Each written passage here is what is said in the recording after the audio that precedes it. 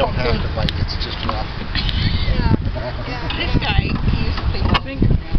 Are we full? Yeah. We got stories to tell. Richard going on here? Yeah, Richard's going on. How long ago did you France? Laura? Laura? God, it's got to be. I would guess. Oh, Ellie's without a balloon. Broke it. I'm guessing at least 20 years. But Here's your water, honey. String for that? We'll get you another one. We'll get you more. Horse racing all here. I think they still do on fair. Yeah, we'll get you another one. Yep.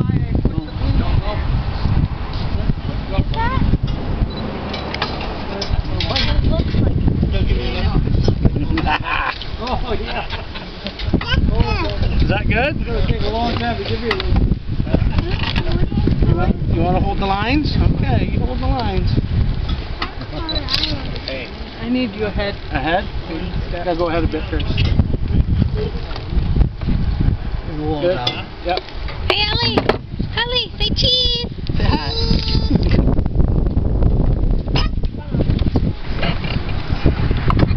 Okay, we ready? It's a good thing you did that, and not me. Climbing up that way. Yeah, you still, Okay, here we go. are what? Doing the work at all in Hemsville? No, not at Thamesville.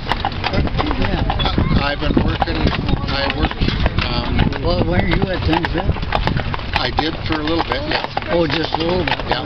Okay.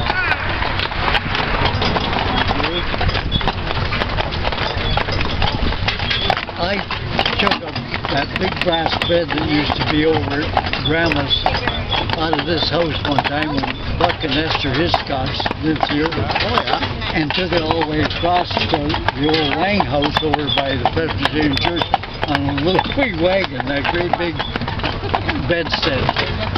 And Esther and Buck Hiscox lived upstairs there. Okay. And that was being in the 40s.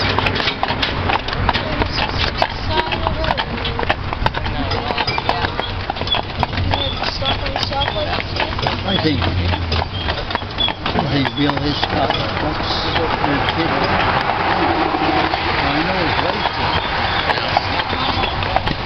What was Mrs. Clark that used to live in this little house here? You remember her? Oh, no. When I was a kid growing up, we were always afraid because somebody said she put rock salt in a shotgun and she'd shoot at us. One time when the Air Force used to clear the road out of when they had the practice bombing range down there, Yeah. and in the wintertime nobody had big equipment for big snowdrift, so they'd send a big blower over, Yeah. and the guy would come all the way into town, like from Fingal, and at that time Jack Kane lived in that house, like Maud and Jack Kane's son, young Jack. And anyway, the guy come into town one day and he forgot to put the blower up like he was shooting the snow out, and he got to there and there's a big window there in the living room, and of course it hit that window and filled his room half full of snow. But nobody sued anybody and nobody said anything, and they cleared it out, and the Air Force said we'll pay for the stuff, and I think young Jack put the window in, but it blew it out, and the guy knew it as soon as he did it. But the road would get clogged, and there was two huts a mile apart to sight to tell the guy how he did when he dropped the bombs. Oh, yeah. And they would try to get supplies to him, so they would drop them sometimes out of a plane. Well, then after a while they'd want to change them, give the guys a rest, and they'd send these big blowers, big for that era, Yeah. and they would clear the town line out all the way from Laurie Fingal. Who's that? Larry Houston. Oh, yeah. That would be, Elmer was his dad, wasn't it? Yeah. I was trying to think when her birthday might be, because one day I come home, or one evening, and right across from us on the other corner, I looked over and Bill had one of those tents up, and the guy was working over there, and I thought, gee, I wonder if that's Larry. That's when he worked for. Yeah. I went over and it was Larry. Oh, it was? Yeah, and he was working. This was 5 or 6 o'clock or so. And he said, of all the times I was trying to get home early because today's Carol's birthday, and they were going to do something. So, and I said, well, have you ate yet? And he said, no. And I said, okay, I'll bring you over some stuff. So I took him over some coffee, and I forget, and handed it down to him. Somebody was in there digging with a backhoe. And anyway, he brought it back, and he got the stuff all fixed, but he was trying to get home. This lot here used to cut the lawn. That was when there was no garden there. Used to get 50 cents. To cut all that grass. Yeah, and to cut all the grass over here on the old cabin house across the corner. Used to get $5 a month to cut. If it needed it several times, you had to cut it. But $5 a month, and John Lee and I used to cut all these things, and the lawn down next to Grandma lived, used to be 35 cents. And we used to cut this lawn, and the old church was here. Oh, the church here? Yeah, the old English church. Doc Washburn was in charge. When Doc Washburn, I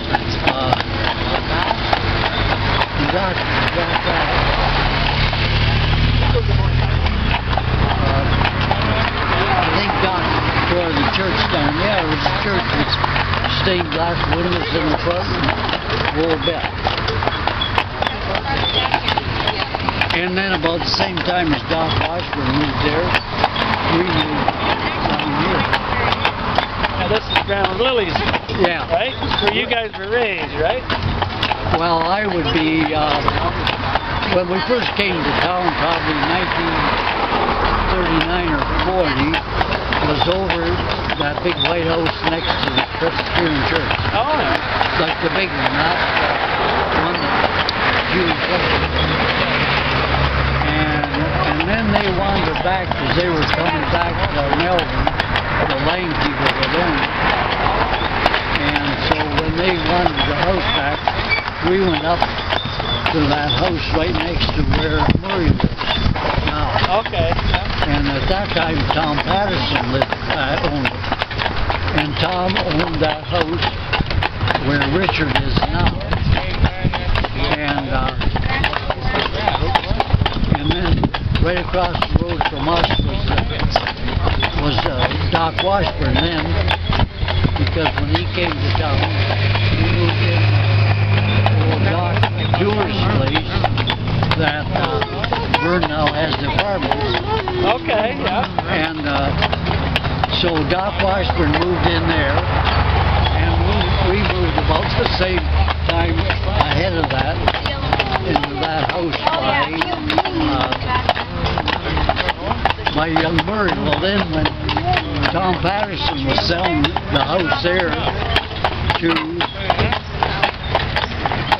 Doc Washburn, he wanted that house back, so we both moved about the same time down to this end of town.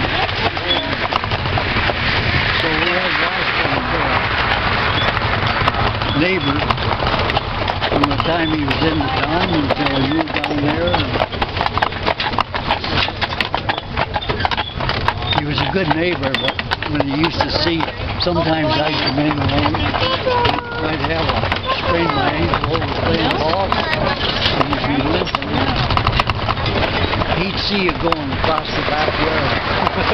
And one night and it was hurting, and I got in the back kitchen, I'm sitting there, And who was walking in the back door, never knocked, of course, Washburn.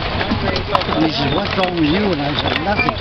He said, "Don't tell me that. I saw you walking across the backyard. You can hardly walk." So he gave me a push and a pull and the whole twisted the heck out of it. And he said, "Well, I guess there's nothing broke." But it was funny. He says, "I saw you walking across." Does anybody use this anymore? Zavitz, Mike and Pat, they've got a few tractor parks and stuff around there. We used to put coal in there. Well, it used to, the mill used to rent it, and before we bought the mill, Roger turned it over to them. See, it was connected with the feed store there. Yeah. And well, now it's owned by Ontario Hydro, and Zavitz has leased that chunk of land in that building from Ontario Hydro. We used to unload those hopper cars of coal. Well, I had to throw one. There's a horse fly on it. If I ever get traveling around, my wife gets so I can leave for a while. I make them out here when you're open someday. You said the old cart's still here and the same old trolley. And no, that's gone, but you can see where the trolley and the scale for the trolley and all that. And I've got the head for the scale over in this other shed over here. It was all gone by the time we got here.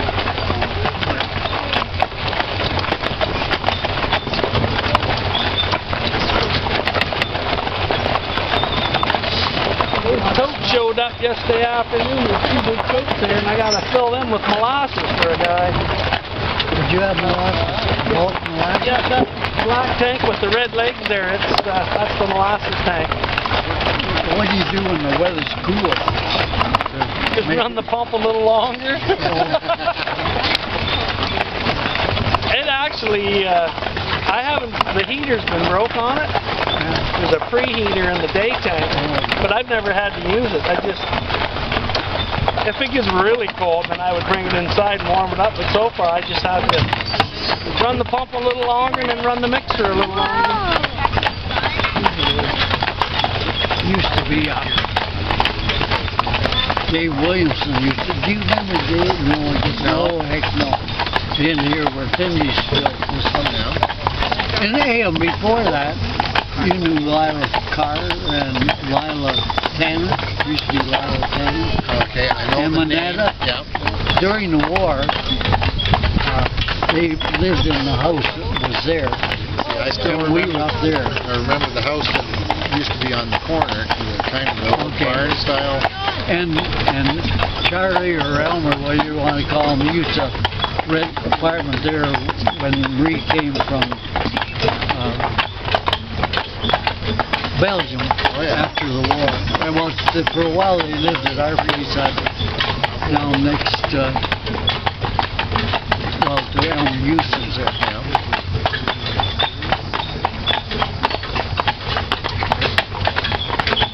Houston's Rockland's old place. And then in the corner, Charlie Long. He had a son, 3 feet long, that could really play the trombone. And he was in kind of a famous band back then. And they toured the States, and he was 3 feet long.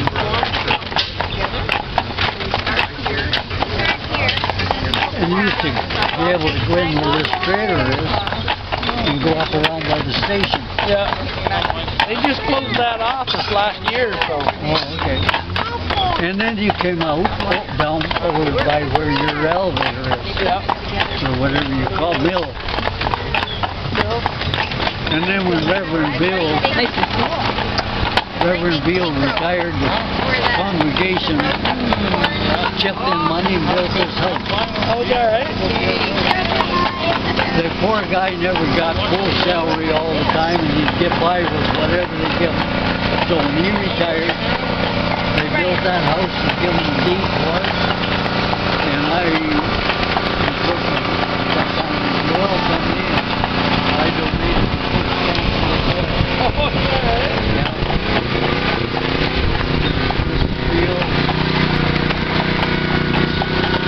Seems to be getting you kind of wet.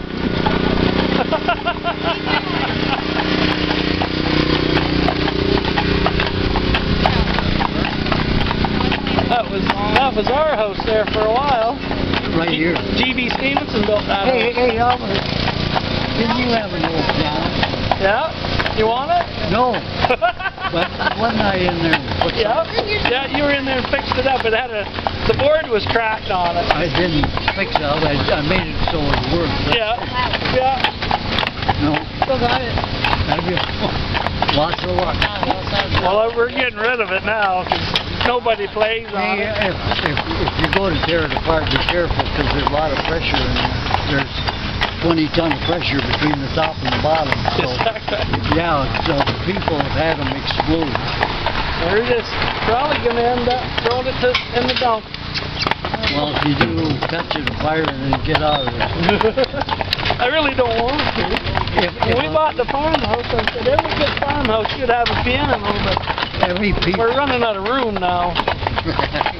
People don't realize, but from the top of your bottom, you got about 220 odd strings. Yeah. And some of those have 170 pounds of torque on them. So altogether you have about 20 tons from the top to bottom. So if you're not, like if I was going to say take the strings off, put new strings on, I wouldn't just cut them off. I'd loosen them all off a little bit, till you take all the pressure off. Now I've never ever had it now, but I know guys that have had it. You know, just start cutting them, they go bang, and that big cast iron, especially if it had frost in it, just goes kerpowie and flies to pieces. Anybody wonder looking at the old lot for the hall? You know? They sold it. Oh, did Well, they? the township took it over. They're trying to sell it. Yeah, I was didn't say they sold it, but they closed it. Who owns Wolf's place in now? They sold that, didn't they? Wolf still own that, don't they? Or do no, they? no. Vanderlyn, Oh, Don right. Vanderlyn bought this one, and Todd Oliver bought the old Hey, Wolf building. what's Oliver doing? He's in pretty rough shape for health right now. He's not doing nothing? No, he's pretty sick, but they're refabbing stuff, and Armo Tool ended up leasing part of that. Which Oliver are you talking about? That bought Wolf? Yeah. Is he there very much? Or? Oh yeah, I think he's there all the time. No, I was going to stop in. Is there any old equipment there? See, when Douglas Brown and Campbell were down and we made egg machines. Yeah. I was wondering if any of the old equipment, lathes and stuff were still in that building. I don't know. I was asked, Oliver's daughter is a service person in Canada across the Dominion at Strathroy. Oh, okay. And her Aaron Green, I think it's Green or something now, like her married name. And she said about her dad buying that place. Yeah. Yeah, I don't know what's left in there for machines, Uncle Laurie.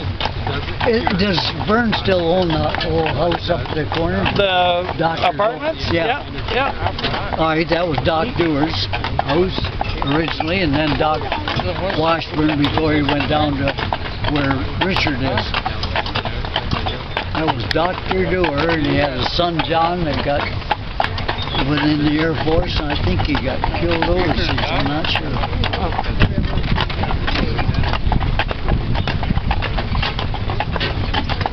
What about this other building down here that Reg built that Wolf owns? Gary Gilroy, Melbourne Farm Automation bought it. Who? Gary Gilroy, Melbourne Farm Automation. Oh, did he used to be at the other end of town? Yeah. Yep. Still there too. Yeah, he's still at both places. Oh, I see. He started out by buying Alec Peters' Badger sidle unloader business. Oh, okay.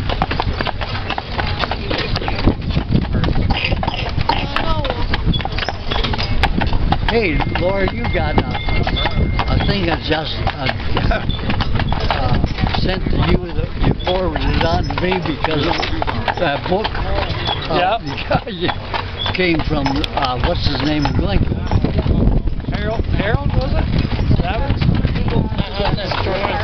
I couldn't figure out how, because that book, I made a copy of my book for Glenn Lambert, who you wouldn't know, but you know, knew Bruce and Neil. Yeah. All right, Glenn comes up, he's in Texas. Glenn's 90-something now. So anyway, I was over at Bruce's. Bruce called up and said, hey, Glenn's here. Come on over. He wants to see you if you can come. So I went over and I said, hey, maybe you'd like to have a book like that. And he said, boy, would I ever, because his name was in it. So, and a lot of people he knew. So I made, and Bruce said, well, hey, I wouldn't mind a copy. And so I made a couple of copies. So after Bruce got kind of incapacitated and they were moving to London, he gave the book to Joanne Galbraith and thought maybe she could use it, because Bruce figured his kid would only throw it out. So anyway, he gave it to Joanne, and Joanne gave it to this Harold Savage. Harold Crothers? Harold Crothers? No. Lauren Monroe. Lauren Monroe.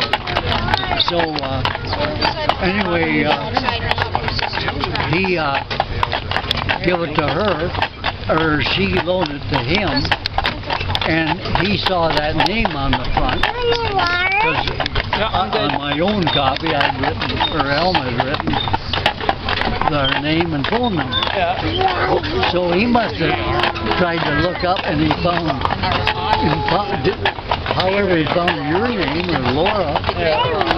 Because we belong to the Historical Society. Oh, all right. So then he sent it to you and said, thanks very much. So you sent it to me, and then I called him and told him I had it, and he sent me $50,000.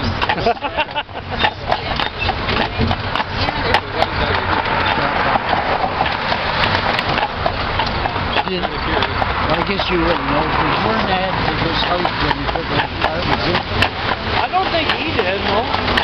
That was added on a lot of time ago.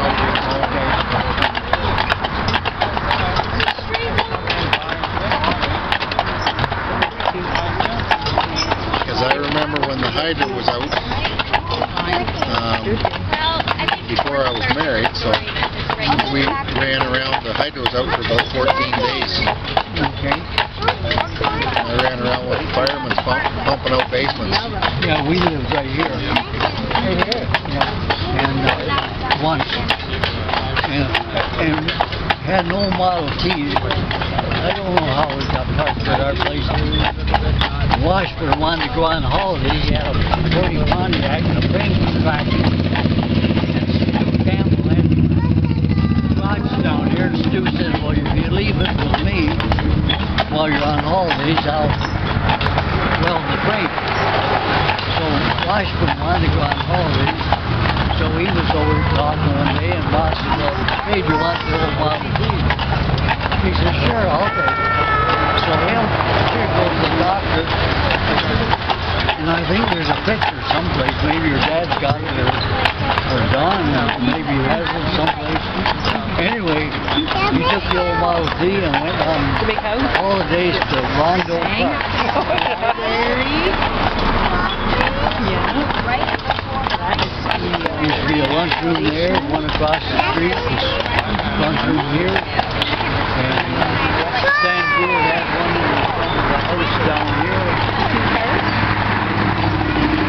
Davis had one upstairs in that front part of the building. You can find tea and stuff on Saturday. Hey, there's a nice minivan. We come over here Friday to get some jam.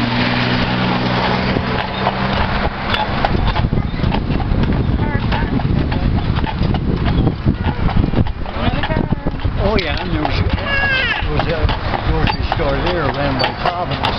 Old-time Pettis, yeah. In fact, hey, you've seen that old advertising of the stores in town? I seen... 1934?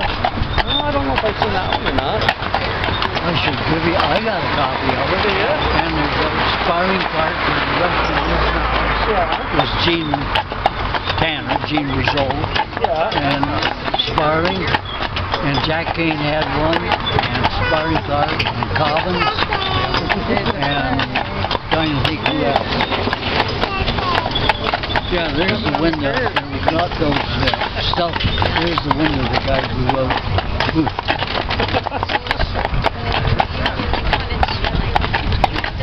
Jack Kane lived there.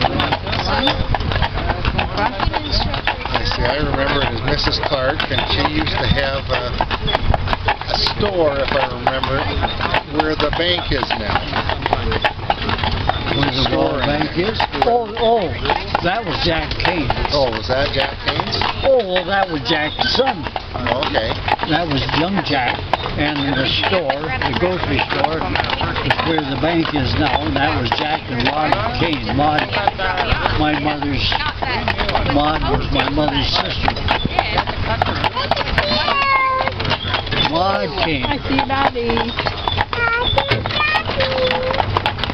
See you, Daddy. My Uncle Jack and Aunt Maud. And then this old allegiance where my mother and my brother went to school. Before they moved it into Melbourne. But well, Vern has a picture of this old school out there with all the kids lined up. And so, Richard, so he brought it down to see if I knew any of the people, which I don't. But I know some of the cabins would be in it because they found it in somebody's attic and they had my mother's name on the back.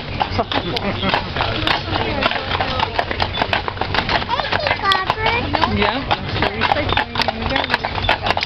Is anything going on in the old school anymore? No. Has it been sold? I think it has. Because they're having a heck of a time with water here at the horse barns.